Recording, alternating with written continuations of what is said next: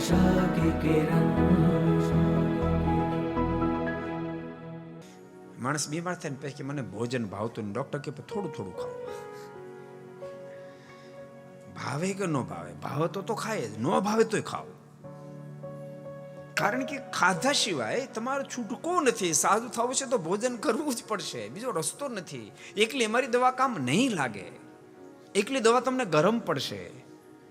એમ ભૂલતા ને એકલો વૈભવ કામ નહીં લાગે. સાથે ગમે તોય ભલે, ન ગમે તોય ભલે ભજન કરવું પડશે. અને ભજન નહીં કરો તો એકલી સંપત્તિ ગરમ પડશે. સમજાય?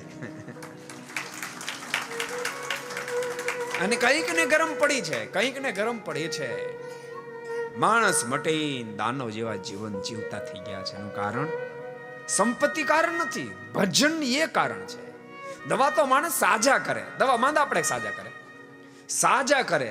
પણ ભોજન વિના તમે દવા કરી, પરિણામે દવા તમને ગરમ પડી, સાજા કરવાને બદલે વધારે માંદા કર્યા. એમ સંપત્તિ જીવાત્માને માંદા નથી કરતી, એ સાજા કરે છે. પણ ભજન વિનાની સંપત્તિ તમને માંદા કરશે, દાનો જેવા કરશે. संपत्ति खराब नहीं। को पसंद आया हो तो लाइक करें और शेयर करना मत भूलिए। सब्सक्राइब करें सरदार कथा चैनल को और बेल आइकॉन पर क्लिक करना मत भूलिए लेटेस्ट वीडियो सबसे पहले पाने के लिए।